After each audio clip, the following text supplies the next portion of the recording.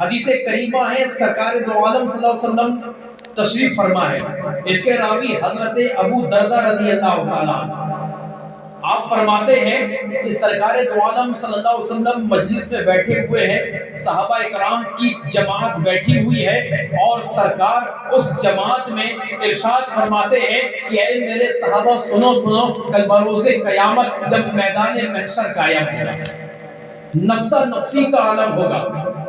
کوئی کسی کا پرسان حال نہیں ہوگا، سورج سوا نیزے پر ہوگا، زمین تانبے کی ہوگی، لوگ جو ہے ادھر ادھر بھٹک رہے ہوں گے، اور اتنا پریشان کن اور ہولناک والا معاملہ ہوگا کہ وہاں نہ باپ بیٹے کا ہوگا، نہ ماں بیٹی کی ہوگی، نہ کوئی کسی کا ہوگا۔ وہاں پر معاملہ یہ ہوگا کہ وہ 50,000 سال کا ایک دن ہوگا، اور اللہ تبارک و تعالیٰ اس دن تمام امتیوں کا، حضرت آدم علیہ السلام سے لے کر حضرت عیسیٰ علیہ السلام تک، اور سرکار دو عالم صلی اللہ علیہ وسلم کی امت تک، تمام امت کا وہاں پر حساب و کتاب لے گا، اور تمام انبیاء وہاں پر حاضر ہوں گے، اور تمام انبیاء کے امتی وہاں پر حاضر ہوں گے، اور معاملہ یہ ہوگا کہ ہر امتی ہر نبی کے پاس جائے گا،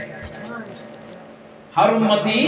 ہر نبی کے پاس جائے گا، اور معاملہ یہ ہوگا کہ جواب آئے گا اذهبوا الى غیری، آج تو میں خود میں ہوں، کسی اور کے پاس جاؤ۔ یہ تمام کی تمام امت حضرت آدم علیہ السلام سے لے کر حضرت عیسیٰ علیہ السلام تک ہر نبی کے پاس جائے گی، جواب آئے گا اذهبوا الى غیری، اذهبوا الى غیری۔ اب جب یہ امت حضرت عیسیٰ علیہ السلام کے پاس پہنچے گی تو حضرت عیسیٰ علیہ السلام وہاں پر جواب دیں گے کہ آج تو میں خود میں ہوں، آج میرا معاملہ یہ ہے کہ مجھے بھی اللہ تبارک و تعالیٰ کی بارگاہ میں جانا ہے، تو آج میں خود میں ہوں، اذهبوا الى محمد، آج جو پرشان حال ہے وہ محمد صلی اللہ علیہ وسلم کی ذات ہے، آج جو تمہاری حاجت روائی کرے گی وہ سرکار دو عالم صلی اللہ علیہ وسلم ہوں گے۔ تو حضرت عیسیٰ فرمائیں گے اذهبوا الى محمد، تو جیسے ہی سرکار کا نام آئے گا پوری امت جو ہے میرے نبی کے پاس،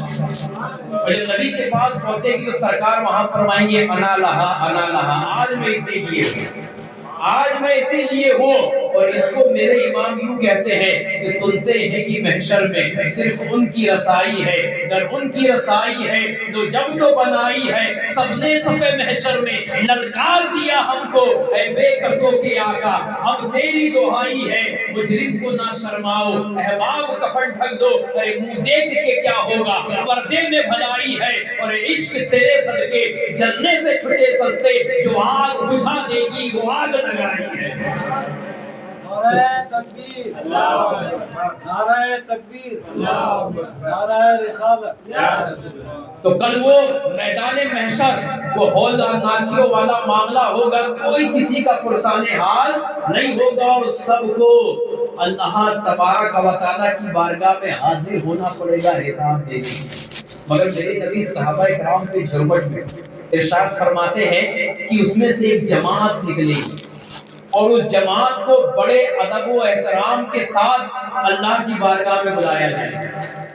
اور وہ اس انداز سے آئے گی کہ اس کے چہرے نور کی طرح چمکتے ہوں گے۔ جب وہ اللہ تبارک و تعالیٰ کی بارگاہ میں آئیں گے تو معاملہ یہ ہوگا کہ اللہ تبارک و تعالیٰ انہیں بے حساب و کتاب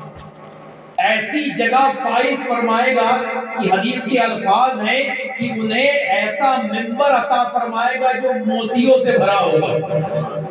انہیں ایسا ٹیلا عطا فرمائے گا جو موتیوں کا ہوگا۔ تو صحابہ کرام نے عرض کیا یا رسول اللہ صلی اللہ علیہ وسلم کیا وہ انبیاء کی جماعت ہوگی؟ فرمایا نہیں، انبیاء کی جماعت نہیں ہوگی۔ کیا فرمایا صدیقین کی جماعت ہوگی؟ کہا صدیقین کی جماعت بھی نہیں ہوگی۔ فرمایا شہداء کی جماعت ہوگی؟ کہا شہداء کی بھی جماعت نہیں ہوگی۔ تو پھر ایک صحابی اٹھے جو دیہاتی صحابی تھے، سرکار کی مجلس میں بیٹھے ہوئے تھے، وہ دوڑے اور گھٹنوں کے بل سرکار کی بارگاہ میں بیٹھ گئے، اور بیٹھنے کے بعد جو ہے اپنے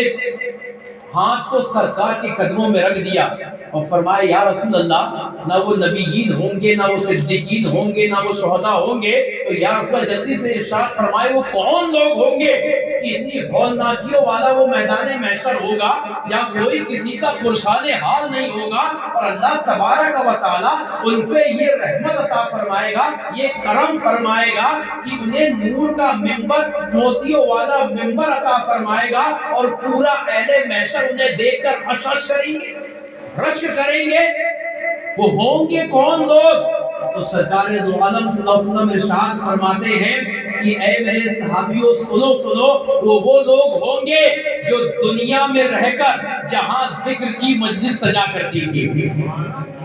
ذکر کی مجلس سجا کرتی تھی، یہ لوگ الگ الگ قبیلے سے تعلق رکھتے تھے، الگ الگ علاقے سے تعلق رکھتے تھے، یہ ایک دوسرے کے بھائی ضرور تھے، یہ ایک دوسرے کے ہم قوم ضرور تھے، مگر رہتے الگ الگ جگہ تھے، ایک ساتھ نہیں رہتے تھے، مگر جہاں پر اللہ کے ذکر کی مجلس سجا کرتی تھی، اور جب ان کے کانوں میں آواز پڑا کرتی تھی کہ فلاں جگہ اللہ اور اس کے رسول کے ذکر کی مجلس سجی ہے، تو یہ اپنے اپنے علاقوں سے نکلتے تھے، اپنے اپنے گھروں سے نکلتے تھے، اپنے اپنے شہروں سے نکلتے تھے، اور اس ذکر کی مجلس میں جمع ہو کر اللہ اور اس کے رسول کا ذکر کیا کرتے تھے۔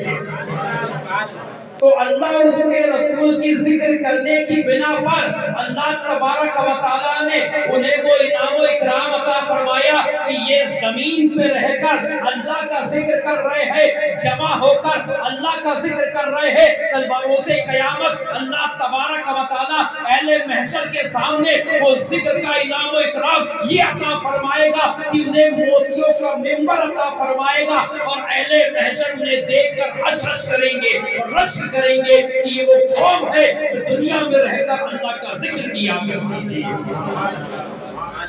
یہ انعام و اکرام صرف ذکر اللہ سے ہوتا ہے، اللہ تبارک و تعالیٰ کے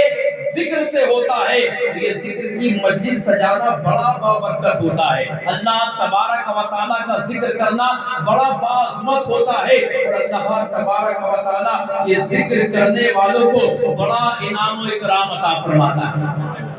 یہ انعام و اکرام کی اس کی دنیا بھی کامیاب ہو جاتی ہے، اس کی آخرت بھی کامیاب ہو جاتی ہے۔